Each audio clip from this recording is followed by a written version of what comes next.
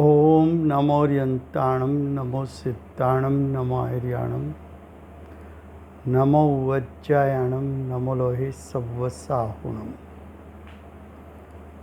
मङ्गलं भगवान् वीरो मङ्गलं गौतमो गणी मङ्गलं कुन्दकुन्दार्यो जैनधर्मोऽस्तु मङ्गलम्। ओंकारबिन्दुसंयुक्तं नित्यं जायन्ति योगिनां कामदं मोक्षदं चैव ओंकाराय नमो नमः। अहोपकार जिनवर्णो कुंदनो ध्वनि दिव्यनो जेन कुंद ध्वनि आप्या अहो आ गुरु कहाननो। तुझ ज्ञान ध्यान नो रंग अमया दर्श रहो ओ शिव पद तक तुझ संग माता हाथ।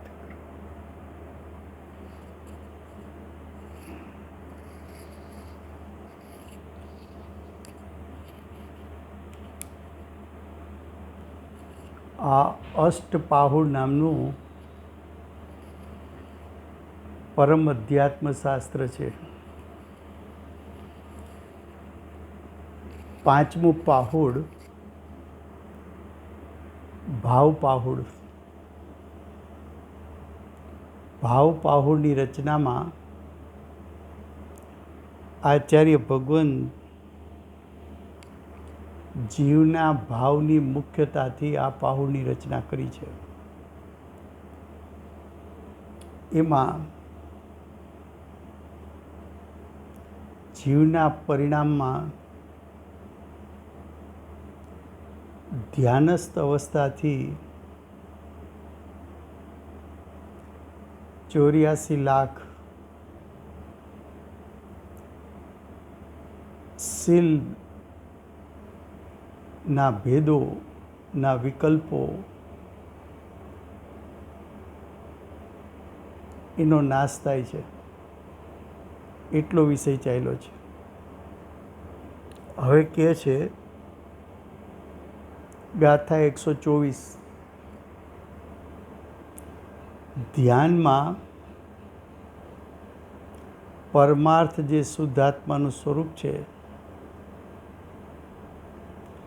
તે સ્વરૂપને સાધવામાં નાયક એટલે મુખ્ય,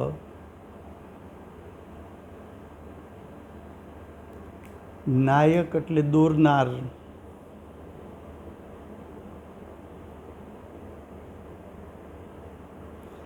પંચ પરમેષ્ઠી છે તેમનું ધ્યાન કરવાનો ઉપદેશ છે। તેમનું એટલે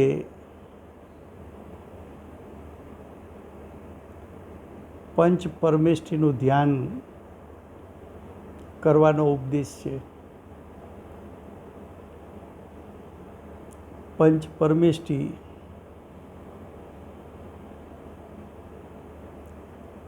એટલે અર્યંત અને સિદ્ધ।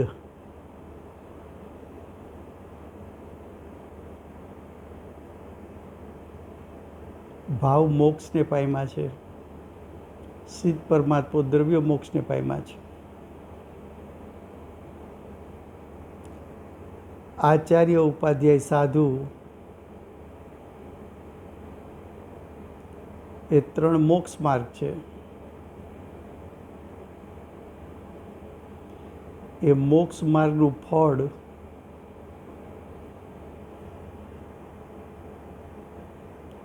મોક્ષ દશા એટલે કે અર્યંસિત દશા છે। ફરીવાર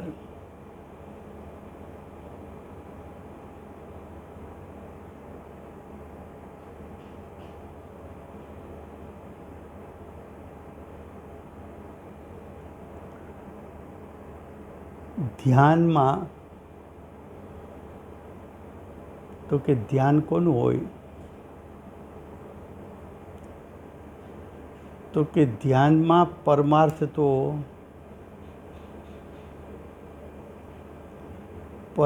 તો શુદ્ધાત્માનું સ્વરૂપ છે.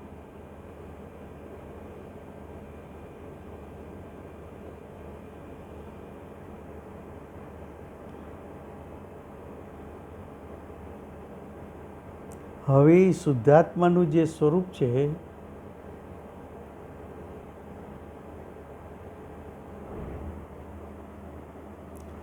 તે સ્વરૂપને સાધવા તો કે આવું સ્વરૂપ કોણે સાધ્યું છે? તો કે શાસન નાયકે આવું સ્વરૂપ સાધ્યું છે.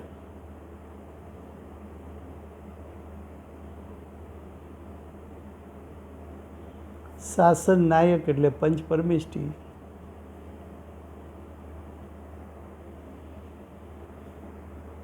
એવા પંચ પરમેષ્ઠીનું તું ધ્યાન કર.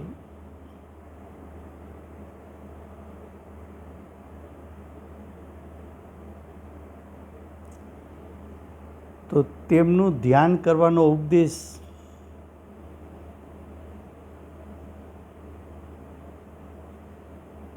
જ્ઞાનીનો છે. હવે ગાથા 124 એના શબ્દો છે. ધ્યા પંચ ગુરુને શરણ મંગલ લોક ઉત્તમ જે છે. આરાધના નાયક અમર નર ખચર પૂજિત વીર છે. શું કે છે? ધ્યા પંચ ગુરુને. પંચગુરુ એટલે પંચ પરમેષ્ઠી. પંચગુરુ એનો અર્થ છે પંચ પરમેષ્ઠી. તારા માટે પાંચે પાંચ ગુરુ છે. અરિયન સિદ્ધ ભાવ મોક્ષમાં ઊભા છે. આચાર્ય ઉપાધ્યાય સાધુ મોક્ષ માર્ગમાં ઊભા છે. તો 124 ગાથાનો અર્થ. હે મુનિરાજ, હે મુને. મુનેનો બીજો એક અર્થ છે મનન કરે તે.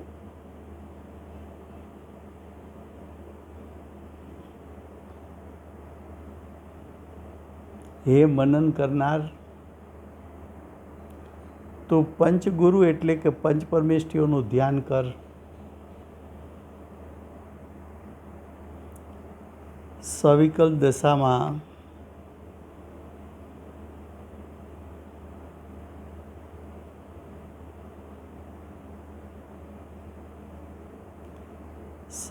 દશામાં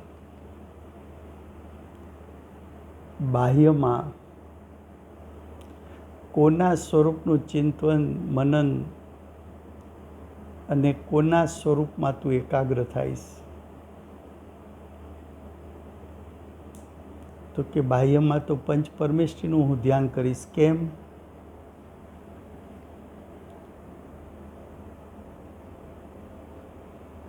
તો કે આચાર્ય ઉપાધ્યાય સાધુએ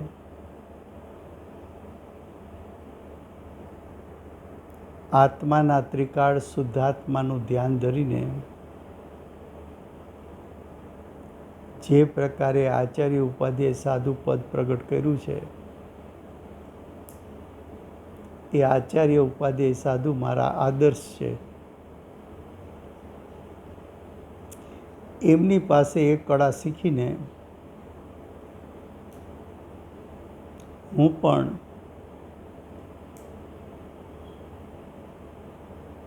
આચાર્ય ઉપાધ્યાય સાધુ થઈશ.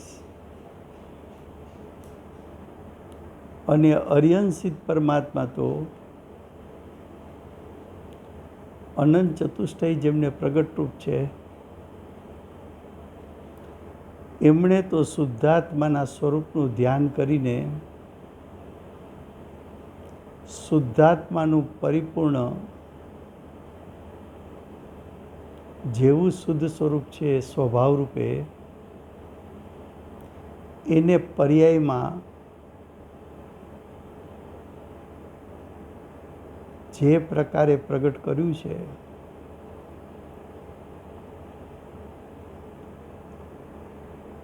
એવી કળા હું પણ શીખીને મારા શુદ્ધાત્માનું પરિપૂર્ણ શક્તિરૂપ સામર્થ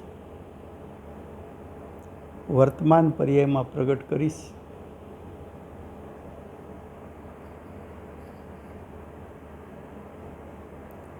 હવે કે છે અહીં અપી શબ્દ શુદ્ધાત્મા સ્વરૂપના ધ્યાનને સૂચિત કરે છે. ધ્યાન કોનું હોય?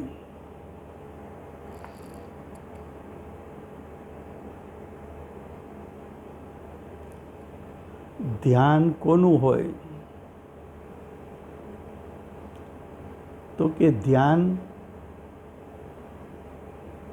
એકનું હોય, ધ્યાન ત્રિકાળનું હોય,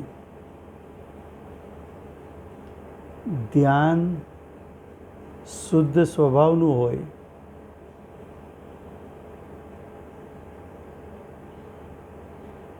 ધ્યાન શક્તિરૂપ સામર્થ્યનું હોય,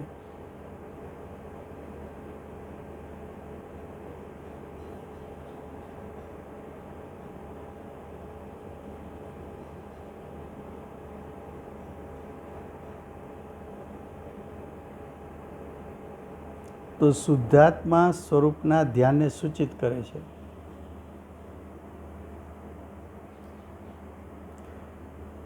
પંચ પરમેષ્ઠી કેવા છે?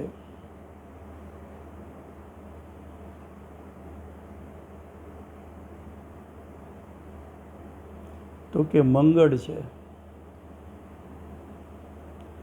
મંગળ એટલે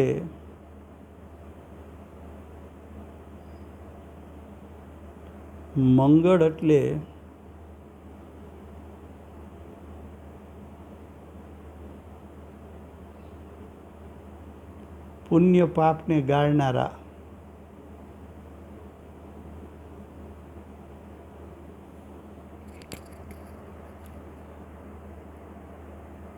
પુણ્ય પાપના નાશક,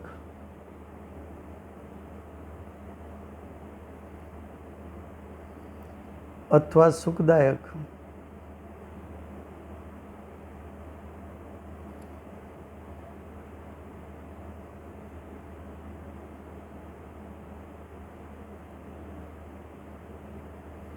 પંચ પરમેષ્ઠી કેવા છે? મંગળ છે એટલે કે પાપનો નાશ કરનારા છે, સુખદાયક સુખની પ્રાપ્તિ કરાવનારા છે,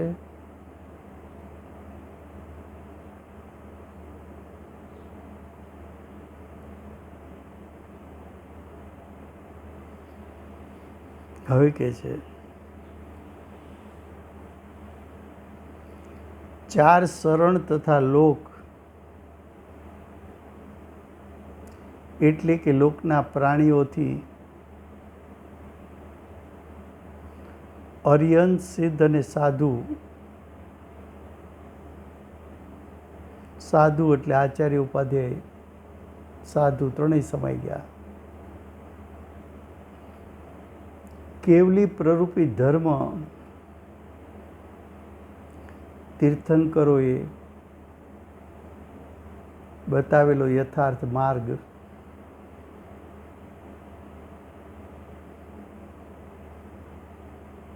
તો અર્યન સિદ્ધ સાધુ અને કેવલી પ્રરૂપી ધર્મ એનાથી યુક્ત છે.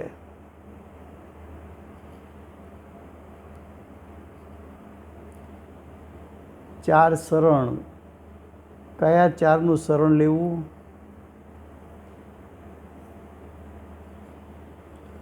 તો કે ચારનું શરણ લેવું હોય તો એક અરિહંત પરમાત્મા, બીજા સિદ્ધ પરમાત્મા, ત્રીજા સાધુ એટલે આચાર્ય ઉપાધ્યાય સાધુ, અને કેવડી પ્રરૂપિત ધર્મ.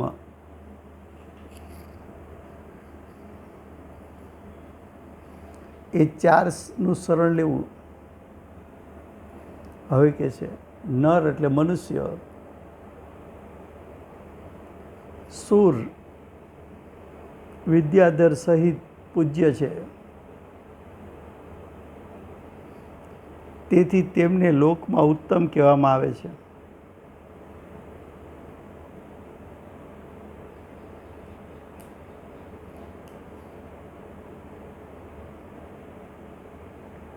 આરાધનાના નાયક છે. આરાધનાના નાયક કોણ છે? પંચ પરમેષ્ઠી.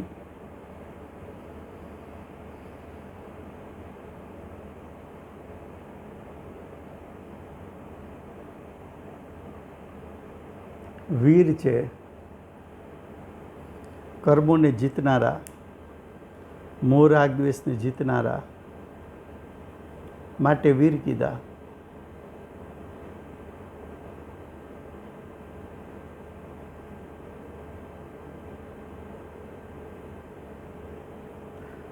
દ્રવ્ય કર્મોને જીતનારા,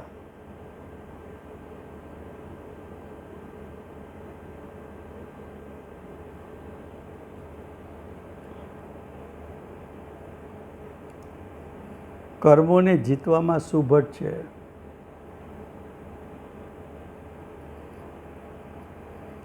એટલે કે કર્મોને જીતવામાં મુખ્ય છે, નાયક છે.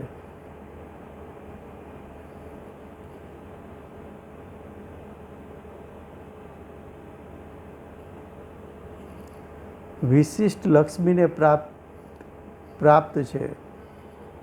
લક્ષ્મી એટલે મોહરૂપી મોક્ષરૂપી લક્ષ્મી.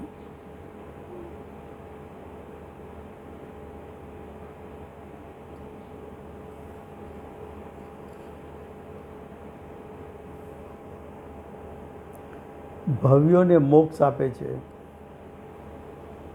ભવ્ય એટલે લાયક જીવોને. પંચ પરમેષ્ઠી મોક્ષ આપે છે. આ પ્રમાણે પંચ પરમ ગુરુનું ધ્યાન કર.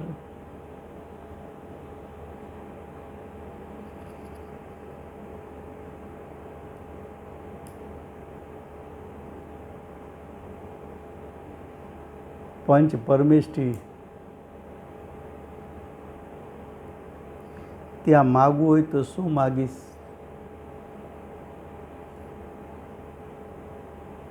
તો કે એની સન્મુખ થઈને હું પાપનો નાશ કરું, સુખની પ્રાપ્તિ કરું, એમના શરણમાં રહું,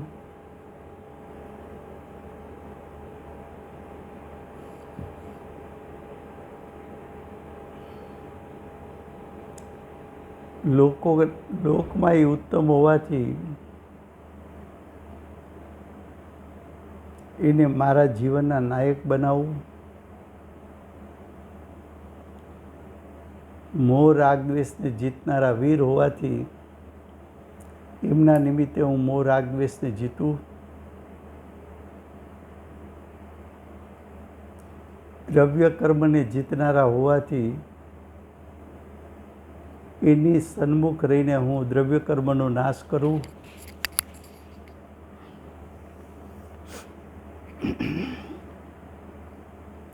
મોક્ષ લક્ષ્મીને પ્રાપ્ત કરું અને પંચ પરમેષ્ઠી મોક્ષને આપનારા હોવાથી એનું આરાધન કરીને મોક્ષની પ્રાપ્તિ કરું. ભાવાર્થ: અહીં પંચ પરમેષ્ઠીનું ધ્યાન કરવાનું કહ્યું.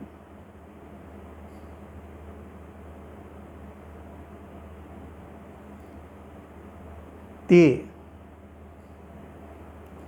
ધ્યાનમાં વિઘ્નને દૂર કરવાવાળા, તે એટલે પંચપરમેષ્ઠી. તે એટલે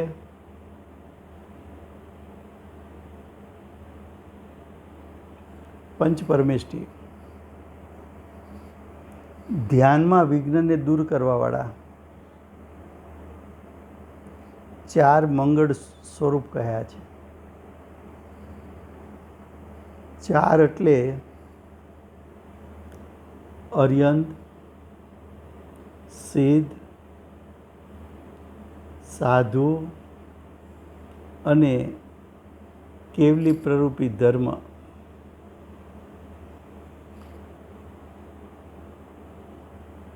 એ 4 મંગળ સ્વરૂપ છે. હવે કે છે તેજ. તેજ એટલે અર્યંત, સિદ્ધ, સાધુ અને કેવડી પ્રરૂપી ધર્મ. એ સરળ સ્વરૂપ પણ છે, લોકમાં ઉત્તમ પણ છે. આ 4 સિવાય અન્ય પ્રાણી એટલે જીવ,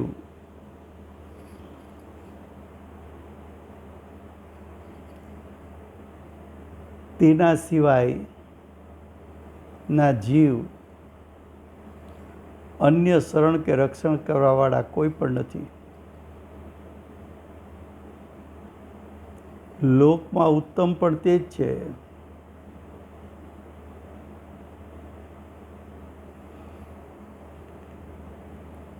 લોકમાં ઉત્તમ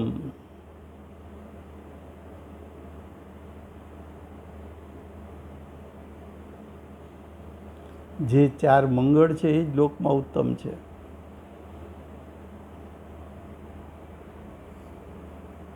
હવે કે છે આરાધના, દર્શન, જ્ઞાન, ચારિત્ર, તપ. આ લોકમાં 4 છે એની જ આરાધના કરવા જેવી છે. પછી કે છે દર્શન, જ્ઞાન, ચારિત્ર, તપ એ પ્રમાણે 4 છે. તેમના સ્વામી પણ, તેમના એટલે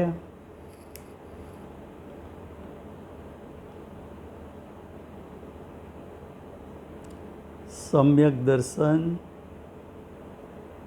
સમ્યક જ્ઞાન, સમ્યક ચારિત્ર અને સમ્યક તપ ના સ્વામી. આ 5 પરમેષ્ઠી છે.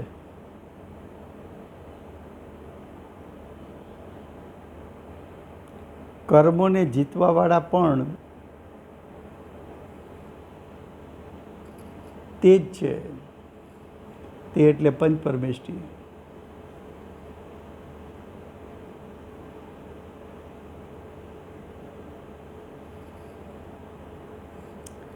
તેથી ધ્યાન કરવાવાળા માટે તેમનું એટલે પંચપરમેષ્ઠીનું ધ્યાન શ્રેષ્ઠ છે.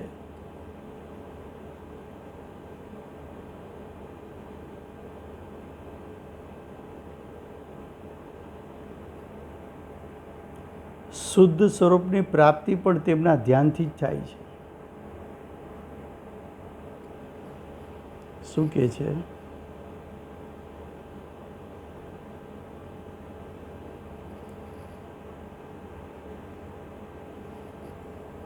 શુદ્ધ સ્વરૂપની પ્રાપ્તિ કરવી હોય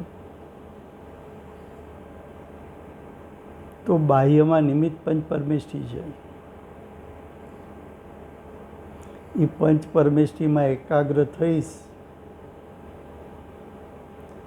એટલે કે એના સ્વરૂપનું ચિંતન મનન કરીશ તો એના સ્વરૂપનું ચિંતન મનન કરતા તને પોતાને તારું સ્વરૂપ કેવું છે એનું શ્રદ્ધા, જ્ઞાન ને આચરણ થઈ જશે.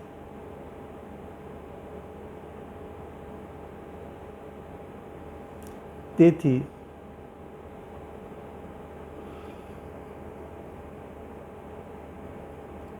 પંચપરમેષ્ઠીના ધ્યાનનો ઉપદેશ છે. હવે ગાથા 125.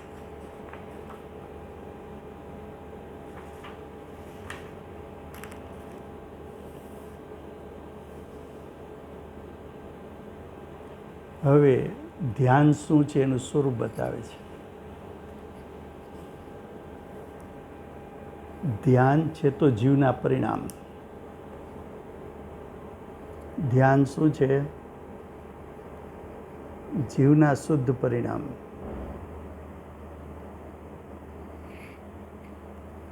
ધ્યાન જીવનો ભાવ છે.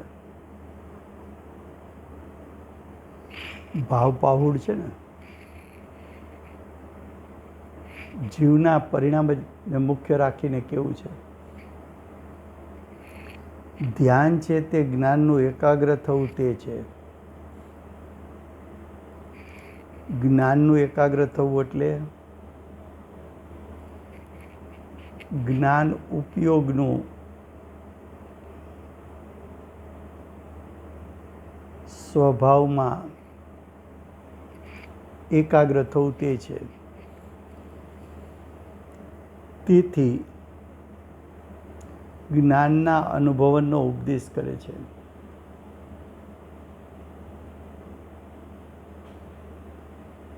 જુઓ ગાથા 125.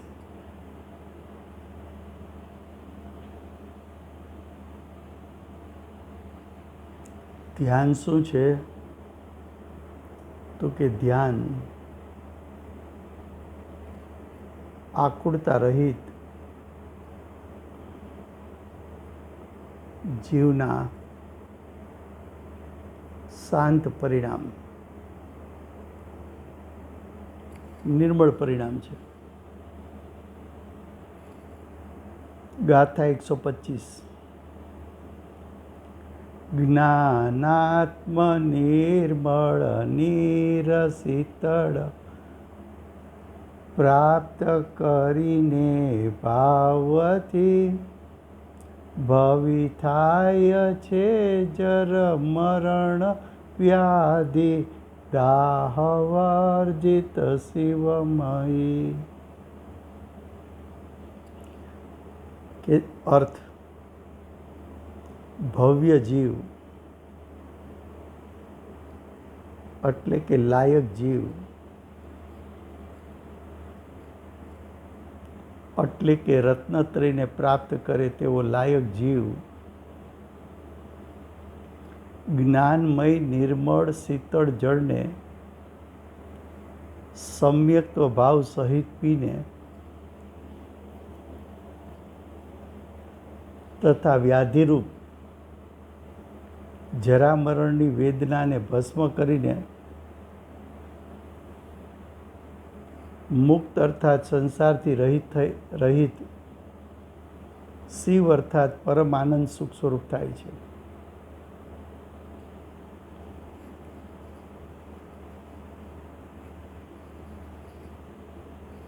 શું કહે છે?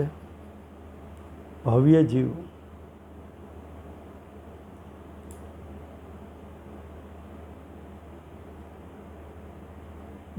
જીવ છે એનો જ્ઞાન ઉપયોગ જ્ઞાયક સ્વભાવમાં એકાગ્ર થયો તો જ્ઞાયક સ્વભાવ જેવો નિર્મળ છે એવી નિર્મળતા રૂપ ઉપયોગ પ્રગટ થયો. એ ઉપયોગ રાગદ્વેષ રહિત હોવાથી શીતળ છે.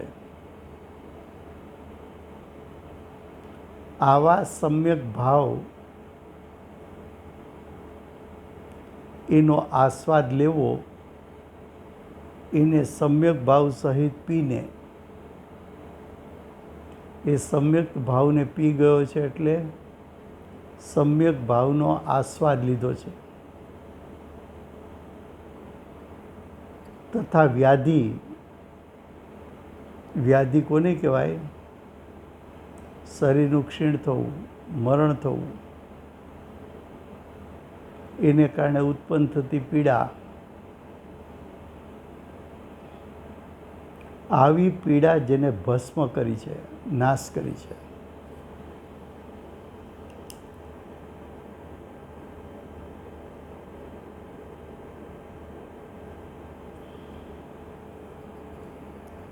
તો જેને વ્યાધિનો નાશ થયો એ જીવ મુક્ત થયો.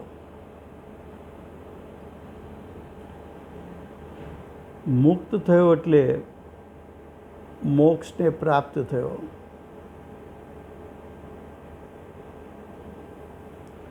એટલે કે સંસાર રહિત થયો. એટલે કે શિવ કહેતા ભગવાન થયો. અને ભગવાન થતાં પરમાનંદ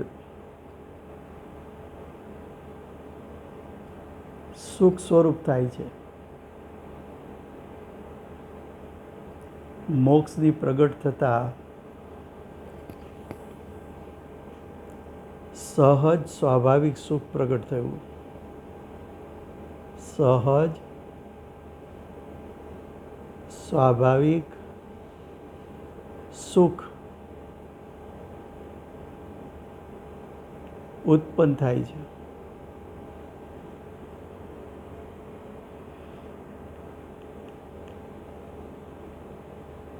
આત્મ સ્વભાવમાં એકાગ્ર શા માટે થવું છે? ધ્યાન શા માટે કરવું છે? તો કે એનાથી મને નિર્મળ અને શીતળ ભાવની પ્રગટતા થાય છે. મારા પરિણામમાં રહેલી વ્યાધિ આકુળતા એનો નાશ થાય છે. હું મોહ રાગ દ્વેષથી રહિત એટલે સંસારથી રહિત થાઉં છું અને મને પરમ આનંદનો આસ્વાદ આવે છે. હવે ભાવાર્થ. જેવી રીતે નિર્મળ અને શીતળ જળ પીવાથી પિત્તની દાહરૂપ વ્યાધિ મટીને સાતા થઈ જાય છે, જેમ લૌકિકમાં પિત્ત થયું હોય, શરીર સંબંધી પિત્ત,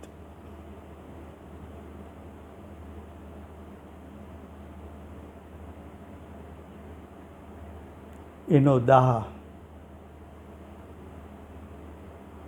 એ પિત્ત દજાડે છે. પણ નિર્મળ શીતળ પાણી પીવાથી પિત્તનો દાહ બેસી જાય છે અને નિર્મળ શીતળ પાણી પીવાથી સાતા ઉપજે છે. એવી જ રીતે સમ્યક જ્ઞાનરૂપી જળ પીવાથી રાગાદિક મળ રહિત થઈ જવાય છે. રાગાદિ જતા પરિણામ નિર્મળ થાય છે, આકુળતા રહિત થાય છે ને પરિણામ શાંત ઉત્પન્ન થાય છે. તેવા જ્ઞાનની ભાવના કરી રુચિ અને શ્રદ્ધા પ્રતીતિથી તેનું સેવન કરે, તેનાથી તન્મય થઈ જાય છે.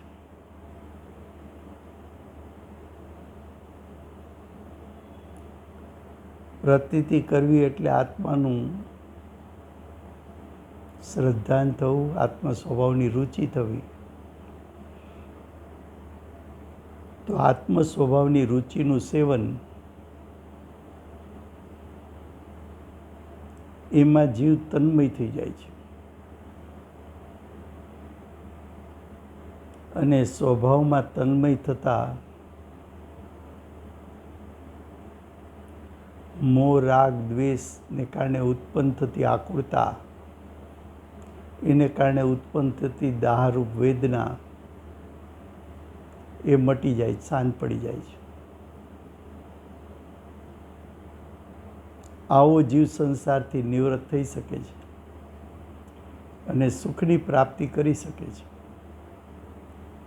તેથી ભવ્ય જીવોને એ ઉપદેશ છે કે જ્ઞાનમાં લીન થઈ જાઓ, જ્ઞાનને એકાગ્ર કરી જ્ઞાયકમાં સ્થિર થઈ જાઓ, જ્ઞાનને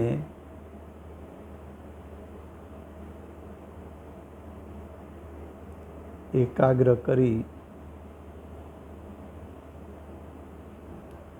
લીન થવું.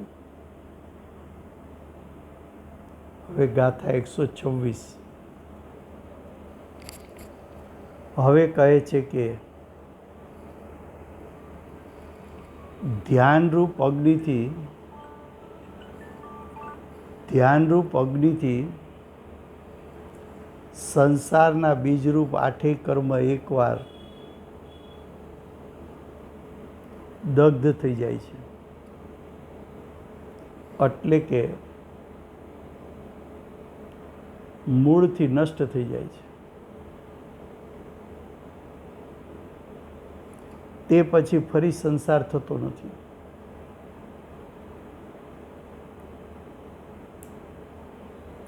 આ બીજ ભાવ મૂંડીને દગ્ધ થઈ જાય છે.